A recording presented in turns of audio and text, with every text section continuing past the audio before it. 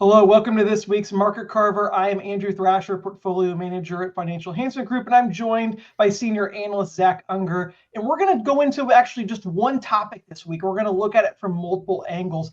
Over the last decade plus, we've really seen the proliferation and popularity of passive investing, and we've gotten several questions from families and from some of our advisors who've gotten questions from you as well, asking, why is it that we don't just throw our money into a single index and just walk away and let it just be passively invested? And we want to kind of digest and dissect some of the reasons for that, and why we choose to actually, instead of just looking at where the puck is gone, we want to look at where we think the puck is headed with the style of investing that we think is going to be necessary over the long term going forward, rather than just looking at what has been popular or has worked in the recent past. So the first set of charts I'm going to go into is kind of looking at the market right now, and then Zach's going to start looking at international markets. The first chart looks at a topic that was very heavily discussed last year, if you watched the Market Carver, and we talked about how heavy the market was weighted towards just a handful of stocks, talking about the FANG stocks or the Mag 7. And this is a chart showing the implications of that for the market, going all the way back to the 60s. This is looking at the S&P 500 and the weighting of the top 10 stocks, the top 10% of stocks. And we can see that we were at a level that we really haven't been at very often. It was actually back during right at the peak period during the dot-com bubble, where we saw such a heavy weighting in just a handful of stocks. Why this is important is when you have a large part of the majority of the market cap sitting in just a few names, it makes the market more susceptible to, if it were to start to struggle or decline or have any type of volatility, that it's going to be disproportionately impacted, because it's just a handful of stocks that really are driving the movement and the price direction over the overall market. We saw that with tech stocks during the dot-com bubble. When tech stocks started to crumble and that bubble popped, they really took a solid beating. But those that actually were doing an active investment management, those that were being really active in the portfolios, shifting out of tech, going to other areas of the market that actually continue to do well, were able to avoid some of those losses, were able to mitigate some of the volatility, because they weren't just passively following whatever the index did.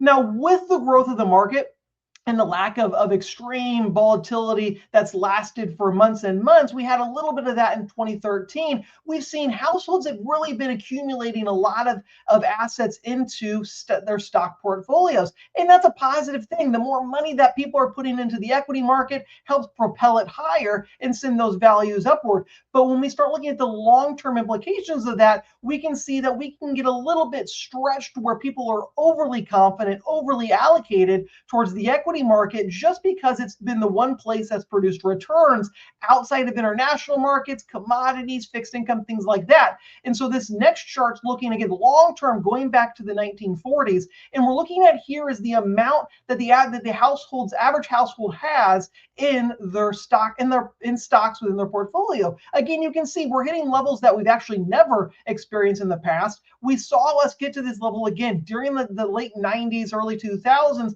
when we got just under 40%. We're sitting now closer to about 43, 45% of allocations are sitting in equities. So this is telling us that, broadly looking, that not necessarily the market is required to go down, or this is a bearish setup for the stock market. Not at all. We're just showing that over the next decade plus, next several years, the significance and importance of being actively invested, not just having our allocation passively in one index or just a handful of stocks, because the market is getting to the point where it's getting very, very stretched to the upside. Everyone's loaded up on equities, and historically, the long-term impact of that can introduce more volatility and can also show us there's other places to start seeking investment.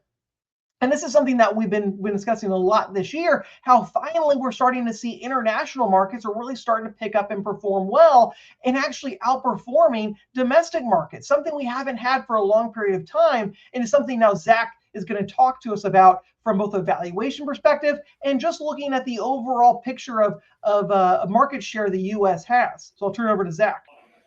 Yeah, we'll start just looking at trend. We'll have a chart here on the screen that'll show the long-term trend of the U.S. market versus the rest of the world. It's kind of a complex chart, but we'll break it down because I think it's really valuable. So the first thing to note here, the dark blue line in the center is the relative performance of the US versus the rest of the world. So you can see when the line is moving up, as it has for the past 15 years or so, US markets are outperforming international, and the vice versa is also true. When the line is moving down, international is outperforming. The light blue line there in the very center is just a smoothed out version. It gives us the long-term trend over the past 75 years or so. And then the various colored lines above and below that trend line are standard deviation lines. And really the most important thing to know here is that it gives us an idea of how stretched the current valuation is, or the current relative performance is, relative to the long-term trend. And so you can see where we're at right now, up above that yellow, or the orange line rather, at the very top, meaning that this outperformance of US equities relative to international that we've seen for the past 15 years is very, very stretched. So it's no surprise to us that we are seeing international markets strongly outperform the US market so far this year. The other thing that I would note is that you see these trends as the line starts to move up or move down. These are not simply a couple months at a time most often, but these are really long, drawn out trends. As I mentioned, we've seen the US market in this current part that we're in right now outperform international equities for the past 15 years or so. Prior to that, we had about a 10-year run where international markets outperformed. So as this materializes, we have quite a ways to go to just get back down to the trend line. Not necessarily a call that we will get there, but certainly seems to be stretched as of now. The second way that we can look at this from a valuation perspective is economically. One way that stocks are valued is based on their economic value. We can use GDP as a good representation of that. And so the chart on your left, that little pie chart, shows the percent of GDP that each country contributes to the overall global economy. And you can see the US at 26%, so roughly a quarter of the global economy's GDP. Stark contrast, though, is the market cap, which is your pie chart on the right. The US controls 64.5% of the global market cap, meaning that the US company's market cap significantly outweighs what the actual GDP contribution is. So there's certainly some inclination there. Points back to Andrew's point that US markets have really run wild and grown significantly, especially relative to their international counterparts. Would not be surprising at all to see that portion of market cap given to the US shrink a little bit to get back closer to where the GDP number is.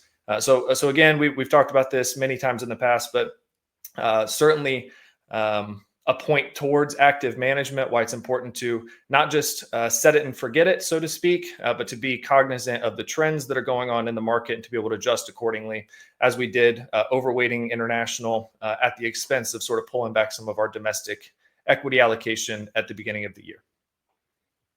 Thank you, Zach. So again, this isn't our call saying that we think the market's going to go down or anything like that. It's just that we're trying to point out that the market has been very strong domestically, and we're at the point now where we are seeing valuations get stretched, and there is great value to be had outside of maybe just a handful of stocks that are really driving the S&P 500 higher. And that trend very much could continue. That, if you want to call it a bubble, could continue to blow up even further. This isn't necessarily a market call, but just the significance and importance of always remembering that we always want to be on our toes. We always want to be active in the types of allocations that we're seeking, because things do change in the market. And this year has been a great example of that, as Zach was talking about, where we really are starting to see international markets get their footing and start to outpace the US market. And we can also find examples like that in commodities, in currencies, and all different types of ways that we're to express positions or opinions within a portfolio. And so this helps to kind of answer the question of why not just be passively invested in an index,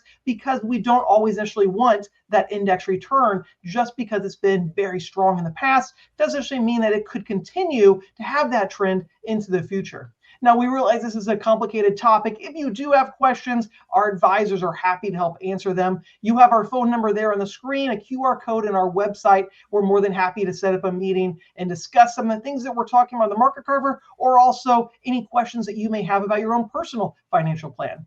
Thank you, and we look forward to coming back next week with another Market Carver.